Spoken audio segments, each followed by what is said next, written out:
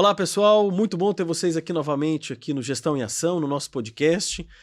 Neste episódio, vamos conversar e vamos falar sobre educação corporativa, como que a sustentabilidade está ligada a esse importante movimento que as empresas pequenas, micro, médias, grandes, qualquer tipo de empresa precisa, obviamente, investir, e como que a sustentabilidade promove, catalisa e faz com que esses eventos possam ser mais impactantes, mais relevantes para aqueles que participam dos eventos.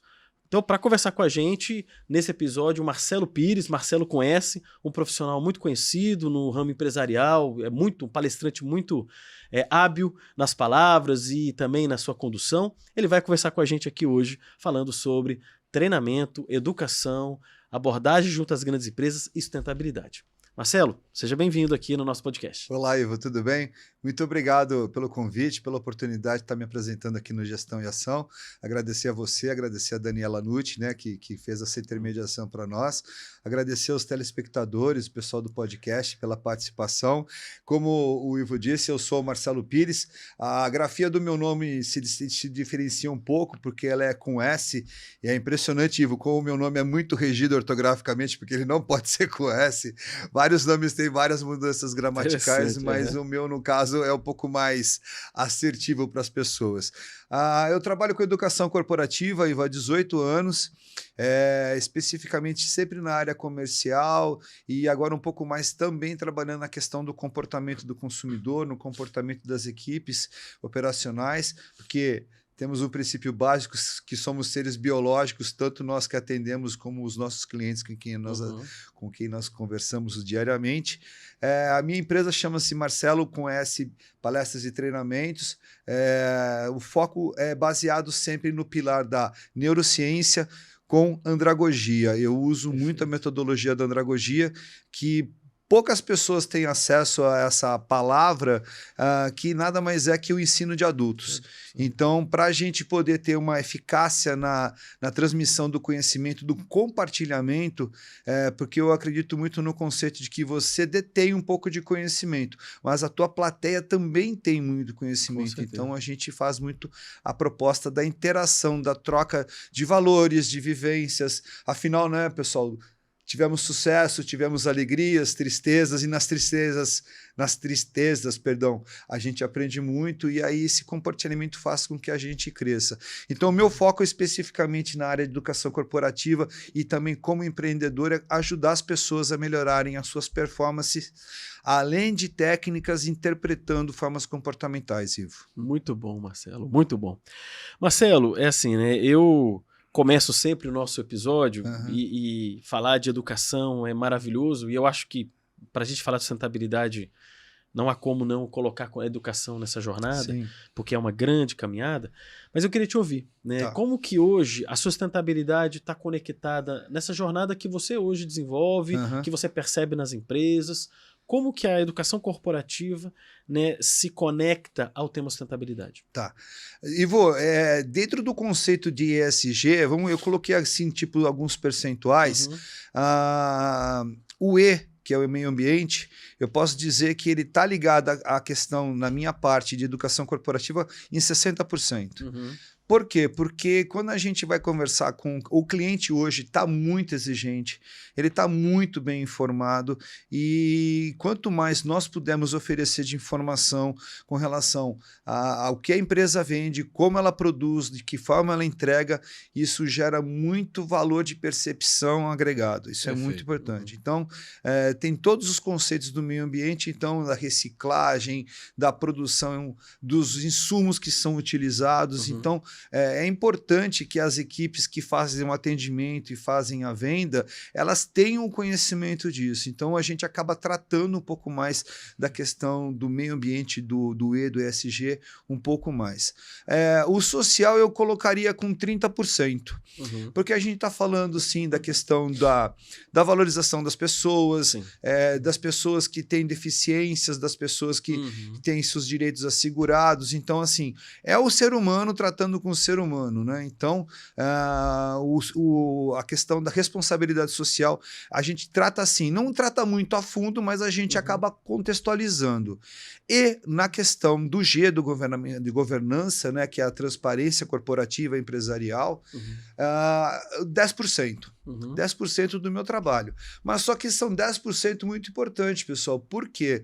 Porque se um item do G tiver comprometido, todas as outras letras do ESG também se comprometem. Sim. Recentemente nós tivemos aí um grande player de mercado, né, uma grande corporação do varejo, que infelizmente por atitudes não adequadas dos seus gestores, teve a sua idoneidade maculada e isso inevitavelmente pôs em questão todo o resto do processo. Sim. Quer dizer, vocês estão cuidando do meio ambiente mesmo? Vocês estão fazendo reciclagem de produtos? Vocês estão cuidando dos clientes? Vocês estão cuidando dos funcionários? Então, veja só, mesmo que ela represente pouco na minha atividade, ela é muito representativa, porque não adianta nada eu fazer um treinamento se a empresa não está sendo eticamente correta com o mercado. Então, é dentro dessa configuração. Muito mais ambiente, medianamente falando, muito mais do social e depois da governança, porque aí a empresa já tem as suas tratativas, que é da forma da sua gestão no mercado. Perfeito. Marcelo, você comentou um ponto aqui que eu quero explorar com você. Você dividiu ali a sua prática, né, numa questão ambiental, social e de governança. Vamos falar um pouquinho de cada, assim, né, mais ambiental, né? Quando você... Hoje, quando você vai ministrar, né, você vai trabalhar e vai até com esse conceito mais andragógico. A gente, né, também trabalha com andragogia e dentro da nossa operação, porque a história e você resgatar isso do adulto e a maneira como ele trabalha isso dentro daquele evento, ele marca mais, ele aprende mais, ele interage mais, ele está mais ativo naquele processo. Quando a gente faz esses eventos, né, você tem lá o projetor, você tem lá o material, o caderno para anotar, você tem um lápis, você tem o crachá, você tem a disponibilidade das mesas, você tem um coffee break, você tem toda uma estrutura. Certo. Você já percebeu, e eu quero te perguntar aqui, né, o quanto que de desperdício tem no evento quando se organiza um evento muito grande. Eu estive no evento agora no final de semana, tinha umas 1.000 pessoas. Foi um evento aqui próximo, né? Então, na hora que você vê a quantidade de pessoas que usaram copinho descartável, papel, e aí e a gente que trabalha com sustentabilidade, com meio ambiente, com saúde e segurança, a gente tá sempre prestando atenção nas coisas. Você vê a quantidade de papel, plástico que é gerado num evento como esse. Sim. Né? Você já percebeu isso? Você já notou? Quando você já deve ter feito eventos para um grande número de pessoas, né? Sim. Você já percebeu isso já? Sim. A questão do ESG, ela é praticamente a nossa existência no planeta Terra, se a gente contextualizar, né? Basicamente, todas as 3 letras estão trabalhando a nossa continuidade nesse planeta. Só para lembrar, né, Ivo, a gente estava conversando um pouco aqui antes do programa começar, não tem plano B, né? Não tem. Tem um tal de Marte aí que a gente tá para chegar ainda, que a gente não sabe como é. Fora isso, estão achando água na Lua, mas até agora nada. Então, se a gente não cuidar do que a gente tem agora, na minha atuação como educação corporativa, é inevitável a gente ter que tocar nesse assunto. E eu sempre disse, pessoal, quando eu acho uma garrafa, eu estou fazendo a minha caminhada, meu treino, eu acho uma garrafa no chão, um plástico qualquer, eu agacho para pegar para jogar fora. Por quê? Porque ele pode entupir uma rede de esgoto que vai inundar minha casa, que vai prejudicar a minha cidade, enfim. Então é uma questão muito intrínseca nossa. E eu tenho essa percepção mesma que a sua. Eu olho para as coisas e fico assim, poxa, que vai virar isso, né? Será que as pessoas estão preocupadas? E muitas das vezes, Ivo, eu costumo perguntar para as equipes operacionais de limpeza o que é que eles fazem. E na maioria das vezes, não todas as vezes, eu escuto, pessoal, que sim, há uma preocupação de reciclar, de colocar exatamente em containers corretos para fazerem um processo. A gente fica nessa fé que isso aconteça, né? Porque na minha casa eu sei que o processo vai acontecer, eu sei o que eu tenho que separar de orgânico e que pode ser reciclado. Mas me impressiona muito. Eu também tive recentemente num evento, agora essa semana que passou, E eu trouxe para casa um monte de material totalmente descartável que vai prejudicar a natureza. E se eu não tomar o cuidado de fazer o descarte, e até a gente estava conversando, posso mostrar? Pode. Aí eu tive em um outro evento que foi uma contrapartida muito interessante, pessoal, que é o evento do TED, né, TEDx, que acontece no planeta inteiro, que é um circuito de palestras, né, muito legal. Você já deu a oportunidade de participar, Ivo? Não, assim, nunca fui. Eu tentei num desses, mas você tem que fazer com muita antecedência, não é?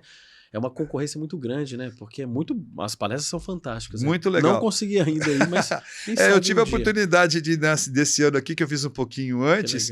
E esse crachá aqui, pessoal, que eu recebi e todas as pessoas que fizeram a inscrição, ele é um modal completamente diferente dos que eu trouxe das outras palestras que eu tive. Por quê? Porque está se preocupando justamente com a questão de impacto ambiental. Perfeito. Por quê? Porque eu simplesmente chego em casa, enterro ele é cheio de sementes que vão germinar. E o cordão também é biodegradável. Então, esse tipo de preocupação já nos fortalece com uma percepção positiva. Então, a questão do ESG na minha área de atuação, ela é muito importante justamente para educar as pessoas a terem essa percepção, a essa conscientização, porque as pessoas precisam se conscientizar de que aquele copo plástico vai ficar 200, 300 anos aí conversando com a gente. Com certeza. Você vê, eu levantei isso, né, Marcelo, porque normalmente eu presto atenção nisso, né? Se você vai num fast food, por exemplo, o cara tem a bandeja, tem o papel, aí tem a caixinha, tem isso, tem o plástico, tem isso. Me incomoda muito ver que quando você acaba aquele alimento, você gera uma quantidade gigantesca de resíduo e coloca ali dentro e vai embora. Então, toda vez que a gente promove um evento desse, a gente fez agora também um recentemente, que a gente tentou ao máximo pensar em como minimizar. Porque assim, é inevitável que você forneça um copo de água, que pode ser plástico, ou até um copo descartável de papel, que tem ele é mais fácil ser gerenciado como resíduo, e você voltar ele ali ao processo, ele ser reciclado, do que o plástico. E o impacto é menor, né? Tem impacto, ambos têm impacto, mas o impacto é menor.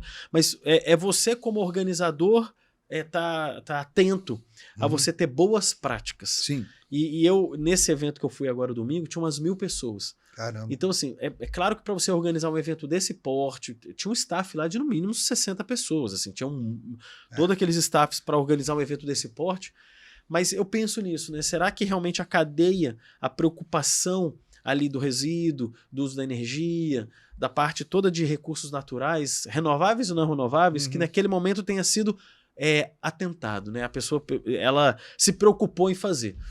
Por isso que eu levantei isso. E você já percebeu o que acontece. Né? Eu estava comentando com você, Ivo, também um pouco antes da gente começar, que ontem, exatamente ontem, né, dia 23 de outubro, aconteceu exatamente isso. O pessoal estava fazendo limpeza da Baía de Guanabara, e um dos catadores que estava ali colaborando, que é um pescador, inclusive, né, que está tendo o seu meio de sustentabilidade atingido. Ele achou uma garrafa de um refrigerante muito conhecido e quando ele pegou essa garrafa, ele identificou que no rótulo, a referência do rótulo remetia pela ilustração à Copa de 98. Então aí ele fez a conta e em 2023 há quanto tempo está lá. Então você vê só, é uma pessoa que com certeza não tem essa referência pela falta de orientação instrutiva educacional de que jogar um produto desse no meio ambiente tem um impacto que vai durar muito tempo. Verdade. E vai afetar. Eu inclusive no meu Instagram coloquei essa semana pessoas que involuntariamente estão entrando em brechas, em lodos, tirando, retendo lixo, estão lá catando. A gente precisa começar a fazer alguma coisa. A gente tem que... A responsabilidade é toda nossa. Não foi a gente que jogou aquele lixo, né, Ivo? Sim. Não fomos nós que geramos metade, vamos colocar 1/10 daquele lixo do evento. Mas a nossa responsabilidade, sim, é cobrar das organizações, do evento, das empresas, isso. Sim. Eu penso assim, sabe, Marcelo, que a gente tem uma responsabilidade capilar, né, de todos nós ali fazendo a nossa parte. Isso tem um poder absurdo, porque quanto mais pessoas fazendo isso... Agora, uma instituição, né, uma pessoa que organiza um evento tem que prestar atenção nisso, né, nessa parte ambiental. Então, eu normalmente, quando a gente vai num grande cliente, vai fazer um evento, eu pergunto, pessoal, como é que tá todas as questões aí de material? O pessoal sempre pede, você vai dar material? Eu falei, olha, eu gosto de um bloquinho muito simples de anotação, mas muito poucas páginas, nada de cadernos, coisas muito assim, porque o pessoal não usa ali, poucos anotam. Então, já que a anotação a pessoa vai anotar, dependendo, obviamente, do evento, né? Tem eventos maiores, talvez você dê alguma coisa mais robusta, mas eventos menores, o organizador se atentar a isso, né? E a gente aqui provoca ele. Não dou material. Mas como não, Ivo? Não, o nosso material, ele é o mínimo possível. E lista de presença, QR Code. Então, QR Code. Vamos viabilizar tudo para que você minimize isso, né? Eu acho que isso é interessante provocar, né? Claro, e outra coisa que veio nos ajudar muito é justamente o virtual, né? O digital. Porque hoje você pode dar apostila. Eu participei, inclusive, PDF, de uma organização de um evento, de um lançamento, de um produto, e a gente se preocupou justamente com isso, né? De fornecer uma pendrive com todo o material. PDF, caderno de atividades, questionário também por links de internet para as pessoas fazerem os testes, para entenderem se compreenderam o conteúdo. Então, apesar de que existe também um impacto, tá, pessoal? Não pensa no que o digital é acessível, que ele também tem um impacto, mas é questão de energia, mas não é residual tão material como a gente vê normalmente. Mas e isso que você falou, esse é o raciocínio, né, Marcelo? Você... O impacto ele é natural. A gente está consumindo energia aqui, o ar-condicionado está ligado, a gente está consumindo água aqui, a gente interage com o meio ambiente. Mas o foco é a minimização, né? Se você minimiza, o impacto é menor. E a soma disso é um impacto interessante. A pessoa, por exemplo, não virar a frigideira na pia. Já tem um impacto ambiental. Tudo bem que, por mais que a gente tenha evolução nos grandes centros na questão de reuso da água do esgoto, isso não quer dizer que no resto do país, que infelizmente a gente sabe que é muito prejudicado. Então, assim, as pessoas precisam dessa conscientização. Então, muitas vezes, as pessoas que jogam lixo na rua, e aí eu estou falando da região mais periférica, é por desconhecimento. Perfeito. É falta de... Eu li uma vez um dado, Ivo, que eu fiquei muito impressionado, que a maioria das crianças que morrem no Brasil é pela ignorância educacional dos pais. Sim, a criança está com o olho amarelo, o pai acha que é normal. Então, assim, isso é o impacto que a educação tem. Então, de certa forma, do jeito que eu posso, eu tento, sim, até conscientizar as pessoas da nossa classe social da importância que elas têm para que o meio ambiente flua de uma forma muito adequada. Porque, como você disse bem, o que a gente está fazendo aqui já está tendo um certo impacto ambiental, né? E a gente tem que pensar sempre em minimizar, não tem jeito. O outro ponto, né, Marcelo, que é legal a gente fala da parte social, você vê, né? Uma coisa que você já começou falando sobre a andragogia, né? Então, o foco no adulto, ou você trabalhar muito a opinião dele, a percepção dele, a experiência dele dentro daquele contexto, isso faz a educação muito... de uma forma muito maior. Agora, vamos falar dos minorizados, né? Sim. Né? Então, assim, eu, por exemplo, recentemente uma pessoa me abordou sobre Libras, né? E falou, Ivo, você faz evento educacional, treinamento, abordagem com os clientes com Libra, e você vê que interessante, eu queria levantar essa pauta aqui com você, né, Marcelo? Foram raríssimas. E olha que a gente dá treinamento há muito tempo, eu queria ouvir tua opinião sobre isso. Por favor. Raríssimas vezes que a gente tinha uma pessoa do nosso lado com Libra, porque tinha um surdo na plateia. Então, primeiro que é raríssimo a gente ter surdos trabalhando nas empresas. E é raro também a empresa que, obviamente, promove um treinamento chamando um profissional com Libras, né, que sabe a linguagem de sinais, para poder viabilizar o conteúdo e a educação para aquela pessoa. Qual que é a sua opinião sobre isso? Você já viveu isso? Você já teve alguém de Libras do seu lado? Me conta um pouco. Não porque as empresas que me contrataram tiveram algum tipo de cuidado assim, né, sempre já estavam precavidas de que haveria algum tipo de profissional com essa especialidade de censora, né? Então eu nunca tive esse tipo de problema. Tive sim já cadeirantes Sim, cadeirante já sim. aconteceu, e aí o cadeirante tem um modo específico de ficar na sala, tranquilo. Mas eu nunca tive, eu gostaria de ter. Uhum. Inclusive, nesse evento do TED, que eu comecei a perceber uma nova modalidade, que nesse evento que eu estive nessa semana aconteceu, que eu não sei se você já teve a oportunidade de vivenciar, que é assim: oi pessoal, tudo bem? Eu sou o Marcelo. Para quem não tem a capacidade de me ver, eu sou moreno, tenho pele clara, tenho 1,80 m de altura. Então, Legal. aí quando eu escutei aquilo, a pessoa se descrevia. E eu fiquei pensando, é verdade, a pessoa não está enxergando, mas eu começo a descrever como eu sou, para ela imaginar, né? Sim, sim. Então é algo que eu pretendo começar a fazer, porque tem muitas pessoas que muitas vezes não têm uma capacidade visual, uma acuidade interessante, válida, né? Mas eu não tive isso. Agora, eu concordo com você, independente de que onde a gente tem que ter, a gente tem que pensar assim nas minorias, porque as minorias são valiosas e são representativas, né? Sem dúvida. E, inclusive, na questão comportamental de atuação no varejo, no tratamento com o cliente, Ivo, infelizmente a gente ainda tem tido relatos de tipo, colocando de lado pessoas que têm problemas de, por exemplo, locomoção. Sim. Nós temos um grande varejista que neste ano cometeu uma falta gravíssima com uma cadeirante, que ainda, além de ser cadeirante, ela tem uma deficiência um pouco mais acentuada em alguns quesitos do corpo dela. Ela ficou na fila, ela não estava sendo atendida por ninguém, os funcionários começaram a tirar sarro, entre aspas, do comportamento dela, porque ela estava lá esperando para ser atendida, o balcão era justamente para isso e ninguém veio. Só que, como eu disse no começo do nosso trabalho, o consumidor hoje está muito bem preparado, está muito bem informado. Essa moça é aquela denominada influencer. E aí o que aconteceu? Ela tem só 50 mil seguidores. E ela postou o desconforto que ela sofreu com aquela marca. Aqui em Campinas, isso? Não, foi em outro estado. Uhum. E, obviamente, impactou a empresa nacionalmente. Nacionalmente. E aí não adianta pedir desculpa, né?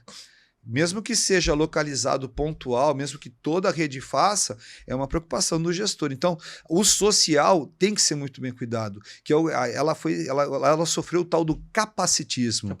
Que é um neologismo novo, né? Sim, que a gente está tendo sobre isso, tem várias expressões, mas pouca gente sabe o que é capacitismo, que é justamente menosprezar as pessoas que têm uma deficiência física, não dar valor a elas. E aí o que acontece? A gente precisa tomar cuidado com isso, tanto com a pessoa que não tem a capacidade de nos ver para interpretar o que nós estamos falando, quanto aquelas que têm uma capacidade de locomoção, infelizmente, por N motivos da sua jornada nesta vida, né? Isso eu acho que é um aprendizado de todos, né? Não só... porque o que eu penso, assim, né, Marcela, é que as pessoas hoje elas olham um pouco para o outro, né? Sim. Então você vê, esse atendente, ou essa loja, as pessoas que estavam ali, elas não se atentaram para essa pessoa, para essa moça, né? E pela condição dela, eles, além da condição dela, e que ela obviamente está ali buscando ter um direito igual a qualquer outra pessoa, ela ainda sofreu brincadeira, deselegante, né? Algum tipo de coisa. Então, ela fez o certo, né? E colocar isso na internet, porque nossa educação precisa mudar e a nossa percepção do outro, né? Precisa ser mais refinada. Eu acho que isso é uma jornada importante. Não tem a menor dúvida. Eu tenho uma parte das palestras que eu atuo, e em alguns momentos, quando elas são muito mais direcionadas a comportamento, eu faço a seguinte pergunta: quando a gente está trabalhando, a gente é marca, produto ou empresa? Perfeito. E aí, pessoal, o que a gente é? Eu solto a pergunta para a turma, para eles, né? A gente é marca, produto ou empresa? E você acredita que eu ainda escuto silêncio? O pessoal não sabe o que é. Não, a resposta é simples, né? Somos os três, né? Sim, sem dúvida. Eu sou a empresa, porque quantas vezes o meu nome deixou de ser Pires para ser o nome da empresa onde eu trabalhava. Sim. Eu sou o produto que eu vendo. Tá vendendo, eu sou o produto, sou o serviço, eu sou tudo. Então, eu sou a marca. Eu sou, inevitavelmente, só quando eu chegar em casa, quando eu estiver na restrição do meu lar, no meu meio ambiente, que eu vou perder essa titularidade. Sim. Até então, eu sou isso. Então, por exemplo, eu tenho que tomar cuidado em tudo que faço a todo momento, em todo instante, porque eu sou minha empresa. Então, assim, as pessoas que tiraram sarro dessa moça e tantos outros casos que estão acontecendo hoje e até o fim desse ano, vão sofrer justamente por esse comportamental não adequado. Muito bom. Pessoal, a gente encerra esse primeiro bloco, né? Vamos aqui para um pequeno intervalo. Voltamos daqui a pouco com o Marcelo Pires para a nossa segunda parte da entrevista. Legal. Vamos voltar agora, pessoal, aqui para o segundo bloco, aqui com o Marcelo Pires. E nesse vamos discutir algumas informações e dados interessantes, né, que a gente levantou aqui para poder discutir. Uhum. Marcelo, no seu conhecimento, né, e a gente estava até conversando aqui, as iniciativas, né, brasileiras sustentáveis, né, são muitas, né, e o Brasil tem dados disso. Né, eu soube que você sabe alguns dados interessantes. Apresenta para a gente esses dados aqui. Legal. Legal, Ivo. O Brasil desde que eu sou criança e faz muito tempo, o Brasil é o país do contraste sempre, né? Sim. Infelizmente, indicadores negativos, a gente sempre é número 1, né? Mas, em contrapartida, tá já se percebendo que o nosso país tem uma potência de energia renovável de altíssima capacidade, né? A questão do sol, a questão do vento. Não tem lugar mais no planeta que faça sol do que aqui. O nosso Nordeste, com aquele vento abundante, com as fontes eólicas. Inclusive, a fonte eólica já nesse segundo semestre, né, que nem está concluindo ainda, é uma das fontes que mais está produzindo energia para o sistema energético brasileiro. Então, é um país de contrastes. E aí existem algumas coisas muito interessantes, Ivo, que eu estava comentando com você, que o Brasil ele é considerado a nona economia do planeta Terra. Quer dizer, é uma potência, né? Então, se a gente considerar que somos 160 países nesse planeta e nós somos a nona economia, é uma questão de respeitabilidade, claro. Mas, em contrapartida, na questão de inovação ranqueada aí por órgãos internacionais, nós estamos na posição 54. Quer dizer, a gente inova pouco com tanta possibilidade de criação. Há um tolimento. E outra contrapartida, que é justamente o nosso tema aqui hoje, que é o da sustentabilidade, a posição é de 71, pessoal. Então, assim, quer dizer, a gente tem muito produtor de energia, em contrapartida a gente está na posição 70, lá no meio do campeonato, no meio da tabela. Então, isso é muito prejudicial. E um outro fator que prejudica muito a sustentabilidade no Brasil, Ivo, é a questão tributária. Sim.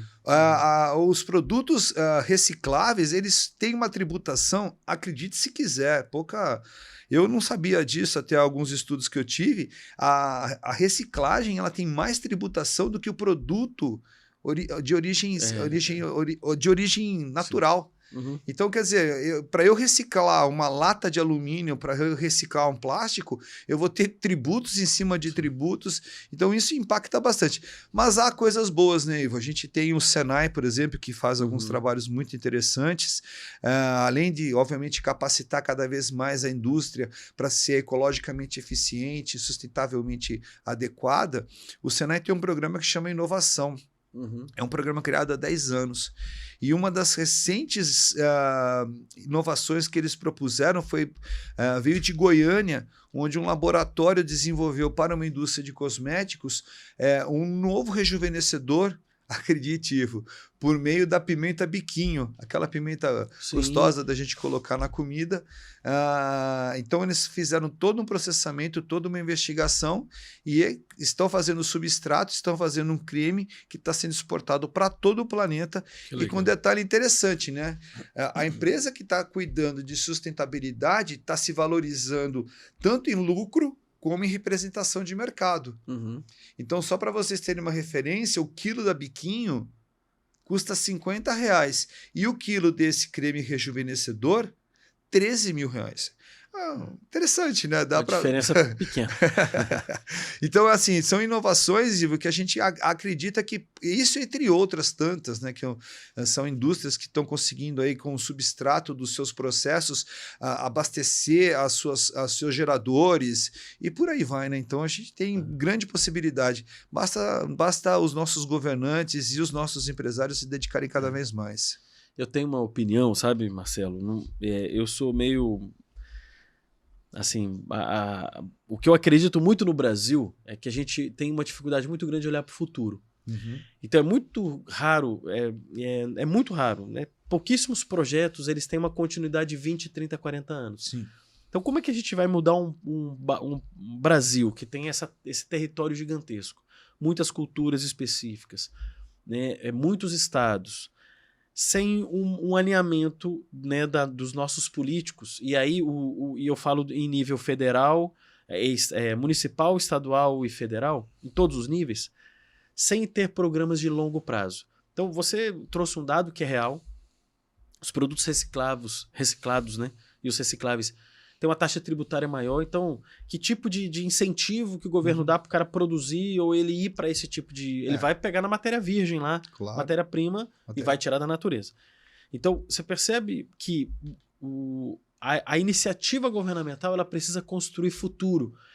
Agora pensa na nossa situação do Brasil, independente de que governo entra, como é que você... É impossível no Brasil hoje você ter um projeto que dure 4 anos ou 8 dentro de um governo, quando entra um outro governo, a dificuldade de você dar continuidade. E a gente não deveria ter que manter o mesmo partido político sempre, deteriorando projetos bonitos e bem estruturados. Então assim, não, esse projeto foi esse outro partido que fez, eu vou cancelar e vou para o outro.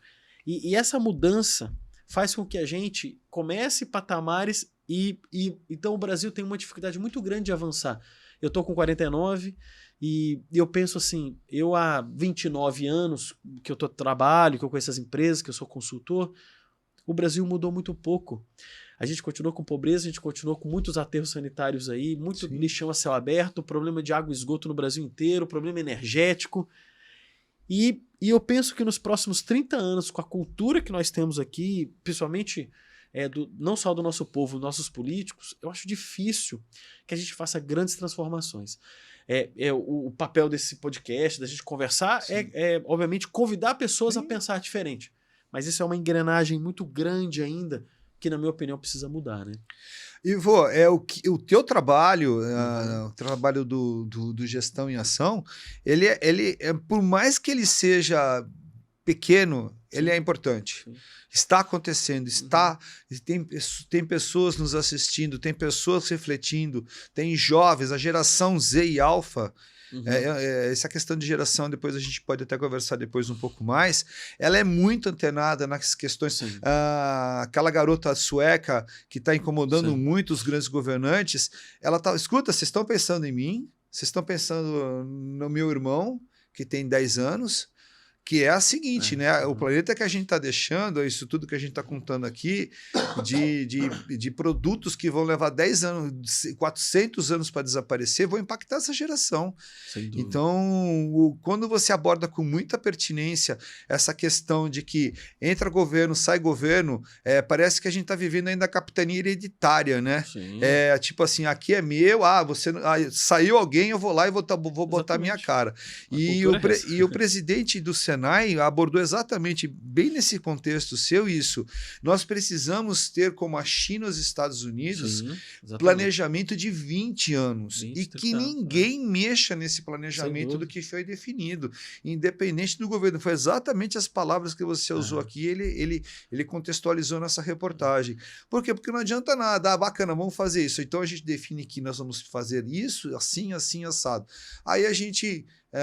por N motivos, tem uma nova função, entra uma nova pessoa e quer dar a cara dela porque não é ela que criou aquilo. Sem dúvida. Então, isso impacta todos nós. Então, a gente precisa, sim, cobrar cada vez mais. Então, quando eu falo para alguém assim, eu caminho muito, gosto de caminhar, eu não tenho o menor problema de agachar e pegar um produto e colocar no cesto de lixo, mas eu quero que alguém veja aquilo e por que ele fez aquilo? Não é obrigação dele. Tem catador, sim, tem catador de lixo, mas será que ele vai passar até ter tempo de vir a próxima chuva? Então, é a gente ser exemplo. A gente tem que ser exemplo como indivíduo, como sociedade, como cidade, como país, para que tudo comece a acontecer. Então, a gente precisa, assim, tomar ações e que os planejamentos sejam de longo prazo. Eu vejo uma função nossa, né, de educador, porque eu acho que essa função que a gente assumiu, né, Marcelo? Você fala bem, você gosta de dar palestra, treinamento, evento, e você vem com... Eu acho que a gente vem com esse presente, né, de Deus de poder falar. Eu gosto de falar em público e tal. Você também gosta. Sim. E se a gente pode, nesse momento, plantar sementes, plantar uma percepção, a gente tem uma responsabilidade muito grande, né? Os educadores, né? Então, os professores têm uma função... Não são valorizados no nosso Brasil, os professores, têm uma função de construir a base do Brasil como um todo. e não é uma profissão valorizada no Brasil, infelizmente. Né, você vê um professor de escola pública, merece com certeza ganhar muito mais, no mínimo o dobro que ganha hoje, no mínimo. Yes. No mínimo. Então, você vê que hoje essa construção que precisa ser trabalhada de educação, porque a pessoa que joga o lixo na rua, eu penso o seguinte, sabe, Marcelo, assim, isso de você falar de, poxa, eu também pego, colocar no resíduo mais próximo ali, estou fazendo caminhada. Parabéns. E por que isso é importante? E você sabe o fim daquele resíduo. Ele vai para uma rede pluvial, Isso. ele vai inundar uma cidade, porque hoje muito das inundações dos grandes centros urbanos é porque são lixos que estão entupindo redes pluviais. É lixo para tudo quanto é lado. Agora, a pessoa que joga, ela tem uma dificuldade de entender, ou ela não foi ainda ensinada ou provocada a pensar que o senso de consequência, né? Eu vou pegar isso aqui, esse papel, vou jogar no lixo aqui. Ele não sabe essa historinha que a gente sabe, que vai sair daqui, que vai para uma rede pluvial, que vai entupir uma rede pluvial, e depois para você retirar aquilo, reciclar, não dá. Se ele não coloca no resíduo no lugar certo, a possibilidade de reciclar é muito menor, então ela vai para um aterro, indo ou para um lixão, aquele lixo vai ficar 400 anos ali. No mínimo. Esse senso do caminhar, né, do ciclo de vida desse resíduo, muitas pessoas não sabem. Não sabe. Então a gente tem essa função, né, de falar, de dar exemplo. Claro, fazer com que se transforme. A gente tem que ser o exemplo, tem que demonstrar isso para essas pessoas. Eu costumo perguntar também, Ivo, nas palestras e dos treinamentos que eu atuo, eu falo assim para o pessoal, alguém já foi mal atendido em algum lugar? Geralmente todas as mãos são levantadas, né? Uhum. E aí eu acho que você já deve ter visto alguns vídeos na internet que tem uma câmera escondida e, por exemplo, tem uma garrafa no chão, um copo, e a pessoa várias pessoas pulam. Passam, nem a pessoa pula por cima, a pessoa contorna, mas não. Aí, em determinado momento, alguém, geralmente uma pessoa assim, de uma faixa aí acima de 50 anos, agacha, pega e coloca no lixo. Quando aquilo acontece, tem uma série de atores contratados que fazem, né, aquela festa. Quer dizer, não era para ser assim, né? Não precisava enaltecer algo que era para ser tão óbvio, né? Óbvio e necessário. Óbvio e necessário. Então, eu diria que o nosso papel é o de conscientizar, Sim. de impactar com a realidade. Não tem alternativa. Como eu disse já na nossa conversa, não tem plano B. A abstração do dinheiro, a abstração do poder está nos levando para um gargalo perigosíssimo. Sim. Perigosíssimo. Nós já estamos sofrendo as consequências do aquecimento. Por mais que a gente ainda tenha dúvidas, basta ver aqui na região sudeste o calor que nós passamos em 15 dias, com faixa de 40 graus. Foi impactante para todos nós. Pessoas passaram mal. É o que está acontecendo com a Amazônia, né? Você vê a seca. Absurdo. Absurdo, assim. Uma seca histórica, assim. Faz muitos anos que não tem essa falta de chuva. Você vê a quantidade de rios que eram caudalosos que estão em terra. Não, é seríssimo. Você tem um Rio Negro. Você tem o Rio Negro com açude. Que é isso? Quer dizer, se isso não é aquecimento global, não alteração, quantos botos estão morrendo, né? Sem dúvida. E aí a gente tem o Pantanal que vira e mexe, ou por eventos da natureza, ou por ação do homem, tem aquelas queimadas horríveis que são até subterrâneas, né? Então, assim, a gente precisa fazer alguma coisa, a gente precisa tomar cuidado, a gente precisa ter essa consciência. Muito importante. Como que você, Marcelo, nos seus eventos corporativos, você provoca o grupo, né? Você, na sua didática, nos seus exercícios, como é que você convida as pessoas a pensar em mudança de comportamento? Fala um pouco para mim, assim, porque nas atividades, você promove muita atividade de discussão. Sim. Como é que você faz isso? Geralmente o que é importante quando você está fazendo uma parte de... Mais num workshop, num treinamento, porque na palestra você tem pouco momento de interatividade, né? É um discurso muito objetivo ali, pouco tempo. Você está expondo um pensamento, um conceito, uma teoria, então você não tem como poder estar ali, obviamente, interagindo. Às vezes dá para interagir, pede para levantar a mão, aquela coisa. Mas quando você está num treinamento, num workshop, eu costumo muito usar a dinâmica de grupo. Perfeito. Porque eu trago o conhecimento e aí aplico uma dinâmica, às vezes um jogo, às vezes um desafio mental, alguma coisa, que tem sempre uma contextualização com o que a gente está abordando. Então, na questão social, poxa, a gente está prestando atenção naquela pessoa que tem uma deficiência, a gente está pensando. Então, dentro do jogo, tem essa dificuldade para ser superada. Outra coisa importante, Ivo, é você trazer essa questão de mostrar para o cliente como o produto que você oferta, por exemplo, eu costumo dizer, adianta você saber características técnicas, por exemplo, eu posso descrever que essa caneca ela tem 20 centímetros, 15 centímetros de altura, com 10 de diâmetro, que ela é feita de cerâmica, se eu não sei descrever os benefícios, Claro. E muitas vezes o benefício ela não tem impacto nenhum na natureza, isso vende muito mais, então é a conscientização de mostrar a importância da reciclagem, então eu costumo usar a dinâmica para justamente trazer essa conscientização. A palavra é conscientizar. As pessoas hoje em dia elas estão muito aversas à realidade. Acho que a pandemia trouxe isso, né? As pessoas ficaram muito impactadas de ficarem dentro de casa, não aceitaram uma realidade. A gente viu N casos de pessoas indo contra cientistas, né? Dizendo assim, não saia, se proteja, mas as pessoas ficaram indignadas de ficar naquela clausura. Então, isso é importante a gente trazer para os dias de hoje. E detalhe, precisa-se continuar tomando cuidado, precisa-se, então, trazer a realidade para dentro da sala. Não é oba-oba, a gente está trabalhando. Então, é importante trabalhar nesse conceito, Ivo. Muito bom. Pessoal, terminamos o nosso segundo bloco, vamos para um próximo intervalo, né, o último intervalo, para a gente conversar com o Marcelo aqui no nosso terceiro e último bloco. Até logo. Pessoal, voltamos agora aqui para o terceiro e último bloco aqui com o Marcelo Pires. Nesse bloco a gente vai falar de alguns temas interessantes e o Marcelo conhece bastante e, obviamente, aplica isso dentro dos seus treinamentos, que é a neurociência, a percepção de como que o nosso cérebro, nossas percepções afetam no consumo. Tá. E eu acho que o consumo, né, Marcelo, para a gente começar a falar sobre isso, ele está muito relacionado à questão de sustentabilidade, né? Então, o consumo excessivo, o consumo desnecessário, o consumo que gera mais resíduo. Vamos falar um pouco disso? Você acha que isso realmente impacta a questão da sustentabilidade, Marcelo? Impacta, Ivo. Primeiro, assim, o Richard Thaler, que é o Prêmio Nobel de 2017 de Economia, ele escreveu um livro que ele não traz nenhum conceito econômico ou matemático, ele faz toda uma análise comportamental das pessoas e ele diz que as pessoas compram pela emoção e justificam pela razão. Perfeito. Então, todo o nosso comportamento é emocional. A nossa racionalidade, segundo os estudos que eu leio, ela representa 10% de todo o nosso contexto. 90% é emoção. E com um detalhe, 10% a gente tem consciência. E 80% a gente não tem consciência.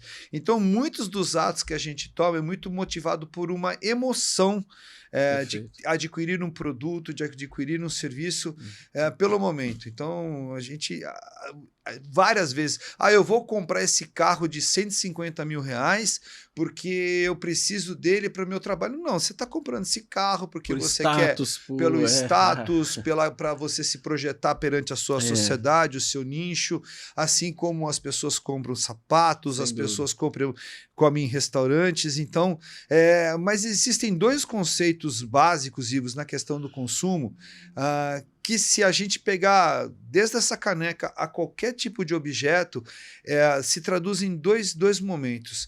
A gente sempre age baseado na reprodução e na sobrevivência. Sempre. Perfeito. Sempre. Nós somos programados biologicamente para nos mantermos vivos, sobrevivência, e nós temos a obrigação de nos reproduzirmos. Tá? Isso é biologicamente em todo o planeta Terra. Isso é uma programação que vem de nós e isso é executado sempre. Então, qualquer coisa que eu compro, eu tenho sempre uma ligação com a questão de sobrevivência e reprodução. Obviamente, a gente precisa analisar o contexto que está acontecendo naquela compra e tudo mais. Quando a gente vem para os conceitos de ESG, a maioria das vezes está se ligada à parte de sobrevivência.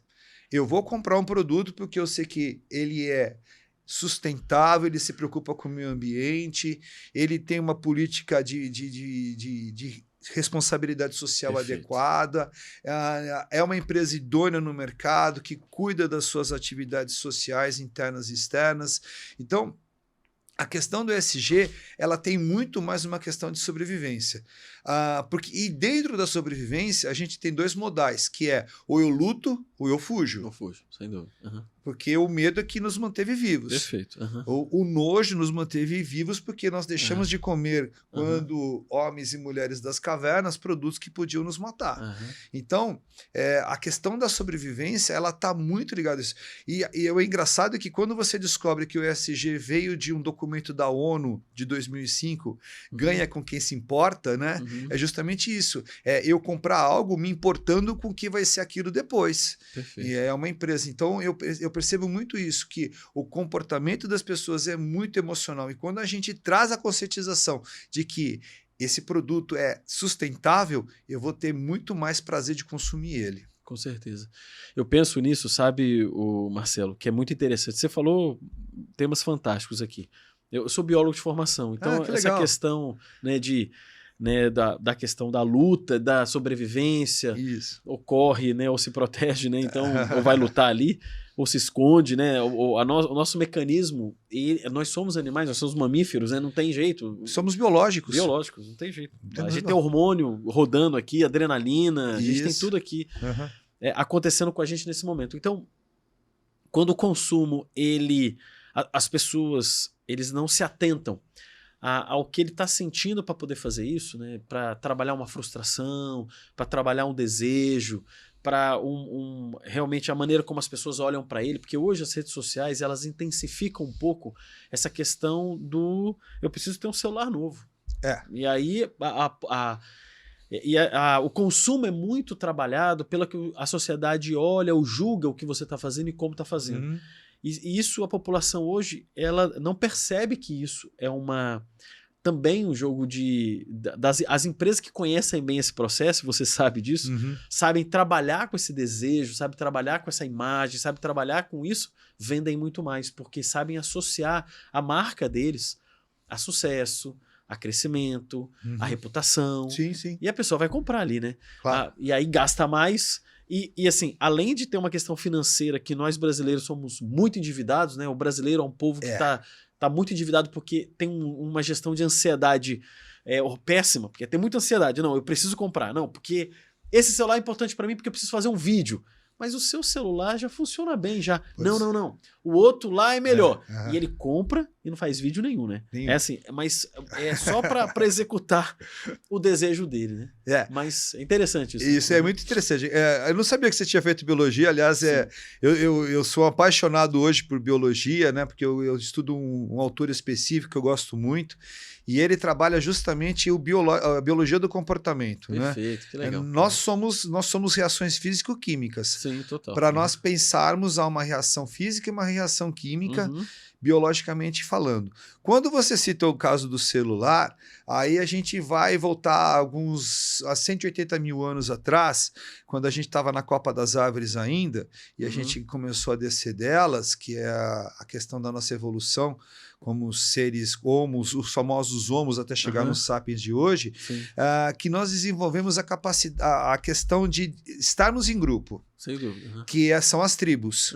Então, de acordo com os estudos que eu leio, muito do que nós fazemos é a questão do pertencimento.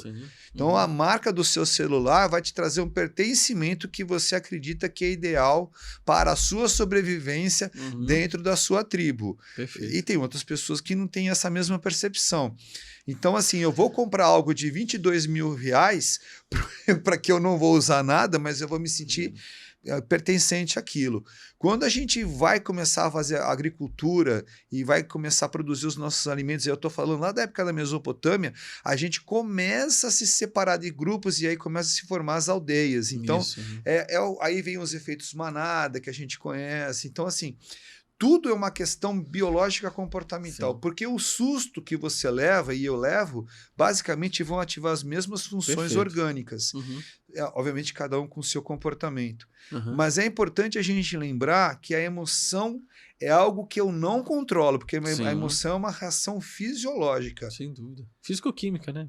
E aí, o que eu posso controlar é o meu comportamento, Perfeito. as minhas condutas, né? É isso aí. E aí, de repente, eu não compro celular, de repente eu vou comprar algo que caiba no meu bolso, mas aí é uma Sim. questão comportamental, né? É. E aí comprar um produto ecologicamente correto, com questões de governança, com questões do meio ambiente, com questão social, acaba sendo importante para mim. É.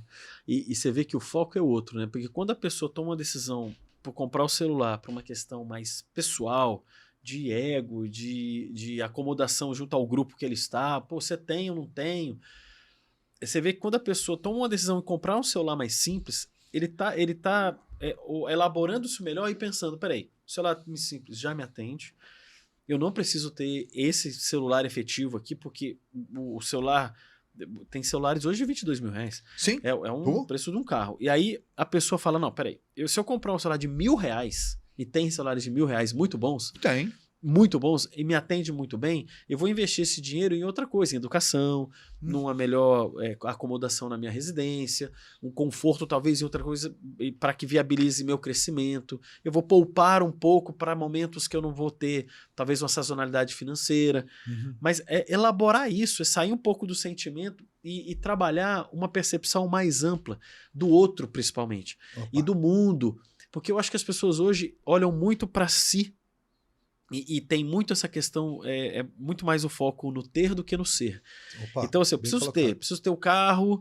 Você vê, as pessoas trocam de carro numa frequência onde o carro está com 50 mil quilômetros, o carro está velho. O carro ainda roda mais 450 mil quilômetros. Mas a pessoa tem uma questão de status, tem uma questão de não consegue, cara, ficar com o tempo com o material. E isso gera mais resíduo. Isso gera milhões de situações de impacto ao meio ambiente. Mas você imagina, a pessoa está muito preocupada mais com ela. Imagina se preocupar com o meio ambiente. E eu falo, isso é de uma dificuldade muito grande. Por isso que provocar as pessoas a pensar no consumo e falar, mas por que você quer? E a gente lutar contra isso. Existem muitas escolas, isso acontece muito nas escolas, né, Marcelo? E eu acho que a gente tem que educar nossos filhos a isso. Que assim, deixa eu ver o seu tênis. O seu tênis não é o tênis X, o tênis Y. E isso, em muita escola tem isso, né? Fala assim, o cara, olha só o que ele está vestindo. Isso acontece em muitas escolas, assim. Eu dei o exemplo do tênis, não pode ser qualquer outra coisa, né? Uma mochila, ou o carro que o pai está trazendo. E muitas pessoas, o pai, quando percebe que o filho tem isso, ele não educa o filho, fala, isso aí é só uma questão material, vamos valorizar o que a pessoa tem dentro dela. Claro. E agora, também, muito dos filhos representam o que os pais dão de modelo, né? Sim. E aí também tem isso, né? A pessoa do ego, eu preciso ter. E isso é uma coisa muito complicada. E dentro da sustentabilidade, eu acho que isso impacta muito, né, Marcelo? Com certeza. Os exemplos são fortes, né? Sim. A gente estava falando agora há pouco de um exemplo de uma pessoa que pega e põe no lixo. Os pais são muito exemplo. Eu tinha a esperança de que a minha geração fosse ser diferente, mas infelizmente não foi, não será. E eu estou vendo gerações bem mais novas que também estão indo na mesma pegada. Então, assim, graças que temos uma conscientização acontecendo muito porque a mídia também está percebendo, porque o quarto poder, que é a mídia, está se interferindo nisso, está trazendo importância. E eu queria compartilhar com você que as pessoas estão sim engajadas em mudar esses comportamentos que, de repente, se seus pais não tiveram, por exemplo, com os indicadores que eu trouxe do site Mercado e Consumo, que foi coletado agora em outubro por 2 organizações globais, que disseram que 47% escolheriam uma marca que está preocupada realmente com o meio ambiente. 47%, quer dizer, nós estamos falando quase 50% dos pesquisados globalmente. E 46%, Ivo, trocariam, pessoal, de marca para outra marca que nunca consumiram, porque sabe que aquela marca que ele nunca comprou tem uma responsabilidade. Isso é representativo. Sem dúvida. 50% das pessoas estão preocupadas com isso. Se nós voltássemos aí 25 anos atrás, esses percentuais seriam muito menores. Mas por quê? Porque nós não tínhamos rede social. Sim. Nós não tínhamos tanta informação como temos hoje, dos N canais que a gente tem à nossa disposição hoje. Eu sou da época que tínhamos 3, 4 canais, hoje a gente tem muita. Então a informação está à disposição. Agora a gente precisa fazer a nossa parte, né? Sim. Não é ter acesso à informação e não executar o que deve ser implementado. Então, são indicadores, inclusive, até para as equipes comerciais que nos ouvem, da importância de contar para os seus clientes como suas empresas e seus produtos e serviços estão preocupados com a questão do ecossistema todo. Perfeito, perfeito. Marcelo, a gente já seguindo aqui já para o encerramento, né? A gente tem um tempo aqui, infelizmente, a gente podia continuar conversando aqui. Mensagem que você gostaria de deixar para os ouvintes, para as empresas, sobre educação, sobre educação corporativa, como conectar com a sustentabilidade, o que você pode deixar com a gente aqui? Claro, primeiro dizer que capacitar e qualificar as suas equipes é tão importante como qualquer outro investimento que você possa ter na sua organização. A educação é o melhor investimento que pode existir. Essa frase não é minha, é de Benjamin Franklin, que nós estamos falando de lá de 1700, lá na época do começo dos Estados Unidos, né? Então, investir em conhecimento, investir na capacitação, monitorar todos os processos da empresa para aqueles que são gestores, né? Não ficar na cúpula de cristal, se colocar no lugar do cliente, identificar pontos de gap, de melhoria, se preocupar com as embalagens que entram dentro da empresa, qual vai ser o destino delas, o que eu posso fazer para melhorar, como eu posso demonstrar melhor sustentabilidade para os clientes que vão até as suas empresas, as suas lojas, com uniformes recicláveis, com produtos que trazem essa mensagem. Eu acredito que isso seja muito importante, porque a conscientização não tem só de partir com um programa seu. Mais uma vez, parabéns, Ivo, pela iniciativa de todo o contato. Marcelo, é nosso e a gente precisa investir, sim. A mensagem tem que existir. E quando se contratar treinamento, passar para as pessoas que vão executar a palestra, o treinamento, mandar uma mensagem com relação a isso. Isso precisa ser reforçado. Porque, Ivo, nós não temos plano B, pessoal.